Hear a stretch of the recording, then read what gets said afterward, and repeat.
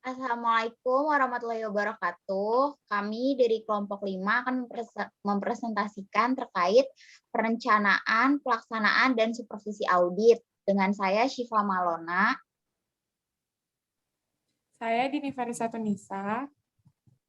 Saya Maraudin Asmaru Rizky. Saya Kevin Alkesa. Saya Cesaryo Kusmayadi. Ya, kami akan mempresentasikan bagian 4. Dimulai ya.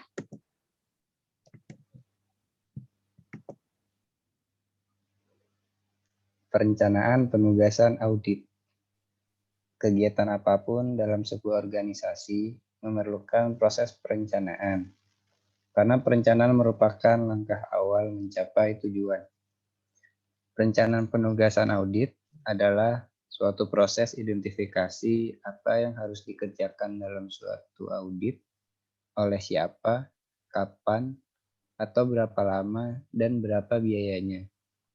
Tujuannya yaitu untuk memenuhi persyaratan standar profesional yang termuat dalam standar audit, sehingga para pengguna jasa audit dapat memperoleh layanan yang bermutu. Manfaatnya yaitu mengidentifikasi dan menyelesaikan masalah yang potensial secara tepat waktu, mengorganisasi dan mengelola perikatan audit dengan baik, sehingga dapat dilaksanakan secara efisien dan efektif. Lalu membantu dalam koordinasi hasil pekerjaan.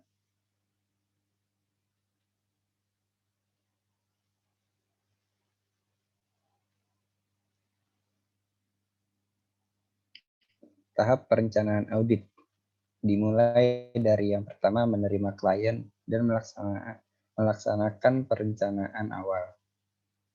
Lalu lanjut ke memahami bisnis dan industri klien. Setelah itu menilai risiko bisnis klien. Lalu melaksanakan prosedur awal dengan menentukan materialitas dan menilai risiko audit, dan memahami pengendalian internal dan risiko pengendalian klien.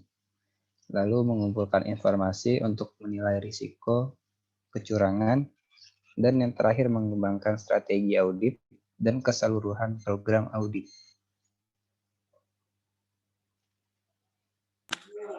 Yang berikut program audit.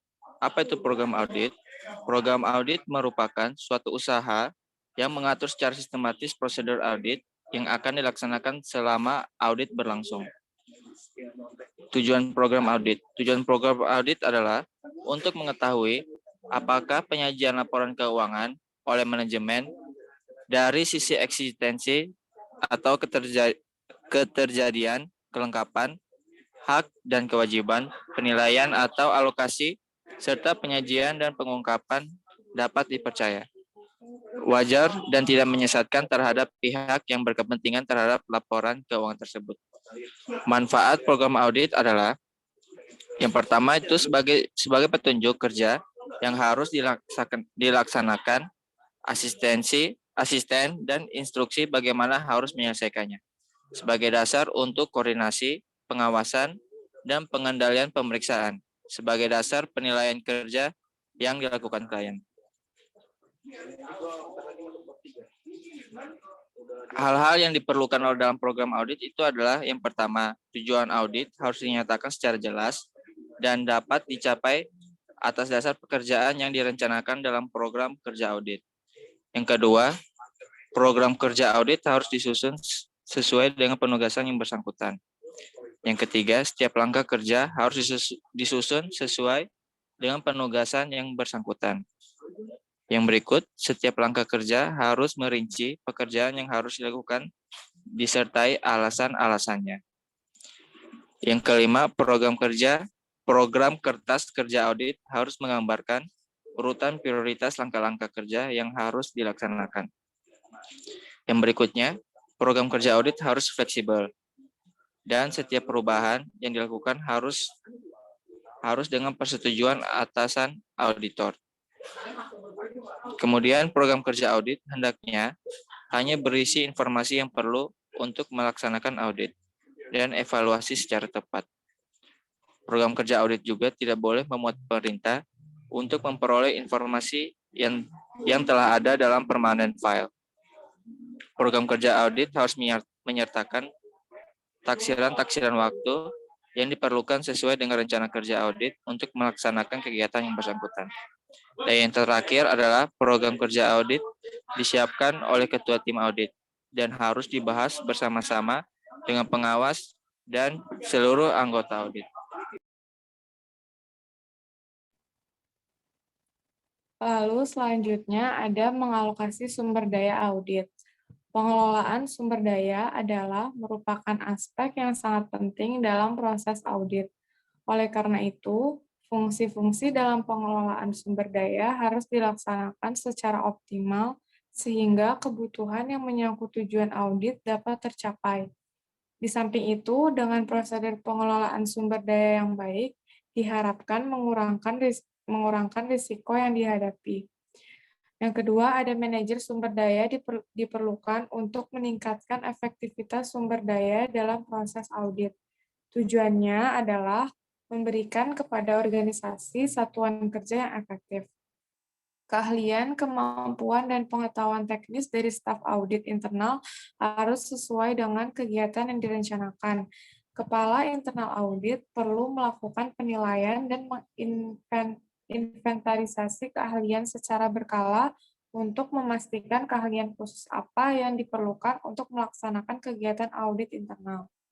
Penilaian keahlian didasarkan dengan mempertimbangkan berbagai kebutuhan yang teridentifikasi pada saat penilaian risiko dan perencanaan audit, termasuk di dalam adalah penilaian akan pengetahuan teknis, keterampilan bahasa, kecerdasan bisnis, kompetensi mendeteksi dan mencegah kecurangan, serta keahlian akuntansi dan audit. Selanjutnya, dalam mengalokasikan sumber daya auditor internal, harus menentukan sumber daya yang tepat dan cukup untuk mencapai tujuan penugasan berdasarkan evaluasi atas sifat dan kompleksitas dari setiap penugasan, keterbatasan waktu, dan sumber daya yang tersedia. Auditor internal harus mempertimbangkan hal-hal berikut ini ketika menentukan ketetapan dan kecukupan sumber daya dimaksud. Yang pertama, jumlah dan tingkat pengalaman staf audit internal, lalu pengetahuan, keterampilan, dan kompetensi lain dari staf audit internal ketika memilih auditor internal yang akan ditugaskan. Lalu ketersediaan sumber daya eksternal di mana pengetahuan tambahan dan kompetensi mungkin akan diperlukan. Yang terakhir, kebutuhan pelatihan auditor internal, mengingat setiap penugasan berfungsi pula sebagai dasar pemenuhan kebutuhan pengembangan aktivitas audit internal.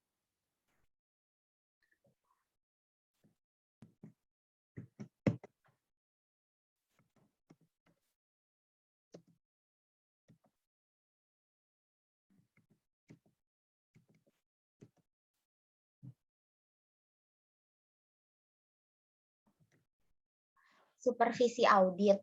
Di sini supervisi berasal dari kata super, yaitu mempunyai kelebihan tertentu seperti kedudukan, pangkat, kualitas, kemudian visi, melihat, atau mengawasi.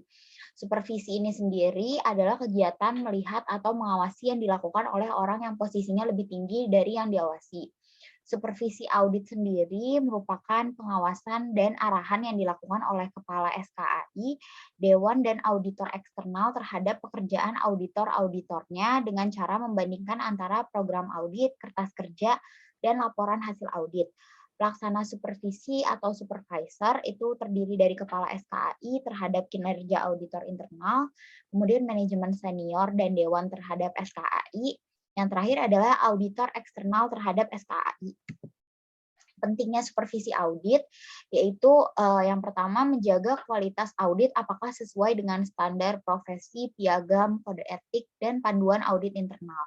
Yang kedua, menyempurnakan hasil audit, di mana ada kalanya auditor berada dalam keterbatasan dari segala keilmuan maupun sedang dalam fisik yang lemah.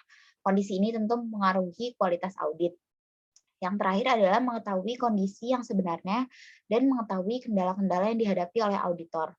Teknik supervisi audit ada 3, yaitu telah dokumen, wawancara, observasi, serta mengikut sertakan kegiatan. Untuk selanjutnya ada laporan hasil audit. Laporan hasil audit merupakan komponen utama dalam komunikasi dari audit internal tentang hasil audit. Untuk mengkomunikasikan hasil audit diperlukan susunan laporan, di mana hasil audit disusun untuk disajikan dengan rinci dan jelas terkait seluruh kegiatan proses audit internal. Laporan hasil audit adalah media yang digunakan oleh auditor internal untuk mengkomunikasikan hasil audit kepada pihak-pihak yang berkepentingan dengan maksud menyediakan informasi bagi pengambilan keputusan oleh manajemen terkait dengan temuan audit, kesimpulan dan rekomendasi hasil penugasan audit menurut Rustendi 2017. Berdasarkan sifatnya, laporan hasil audit terbagi menjadi 2. Yang pertama, laporan final, yaitu laporan yang dibuat dan dikomunikasikan setelah aktivitas audit diselesaikan. Yang kedua, laporan interim, yaitu laporan yang dibuat dan dikomunikasikan segera untuk ditindaklanjuti oleh manajemen sementara aktivitas audit masih berjalan.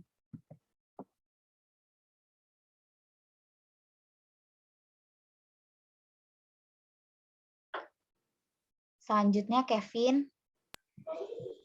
Laporan hasil audit.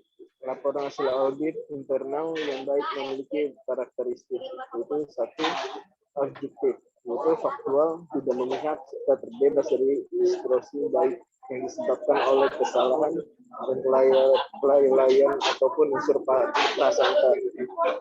2. Jelas dan ringkas, yaitu mudah dipahami dan logis, di mana laporan disusun menggunakan kalimat yang jelas, buntut, dan fokus pada pokok masalah dengan mengurangi rincian yang tidak perlu, serta mengandung informasi yang tidak jelas. Salah satu cara efektif agar laporan hasil audit jelas dan ringkas adalah dengan menyajikan informasi dalam format yang mudah untuk dibaca seperti angka dan persentase, label atau list, dan diagram, sementara rincian disajikan dalam lampiran. Yang ketiga, bermanfaat, yaitu informasi yang disajikan dalam laporan hasil audit dapat digunakan sebagai dasar bagi manajemen terkait untuk melakukan tindakan perbaikan yang diperlukan. Manajemen dapat mengoptimalkan informasi hasil audit bila mereka menilai bahwa laporan disampaikan tepat waktu, serta kesimpulan dan pendapatan auditor adalah konstruktif.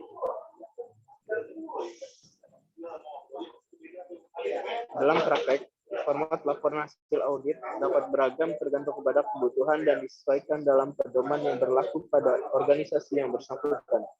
Namun, secara umum, laporan hasil audit memiliki sistematika sebagai berikut, yaitu 1. Bagian pengantar yang berisi latar belakang penugasan baik yang terkait dengan risiko signifikan ataupun permasalahan yang mendorong manajemen untuk memberikan penugasan audit atau ad hoc audit. 2. Bagian pokok yang berisi tujuan dan ruang lingkup audit sesuai penugasan, serta hasil audit yang bersifat kesimpulan mengenai temuan audit yang disajikan berdasarkan unsur kondisi, kriteria, akibat, dan penyebab. Bagian penutup yang berisi pendapatan dan rekomendasi auditor yang merupakan hasil evaluasi terhadap kegiatan yang diaudit yang menempatkan temuan audit dalam perspektif yang didasarkan pada implikasi temuan secara keseluruhan. Yang keempat, lampiran yang berisi informasi yang bersifat rinci atau menjelaskan tentang pendukung kesimpulan.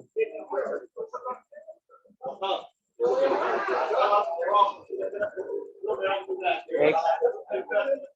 Terima kasih. Ya, sekian presentasi dari kami. Kurang lebihnya mohon maaf. Semoga dapat bermanfaat. Wassalamualaikum warahmatullahi wabarakatuh. Waalaikumsalam.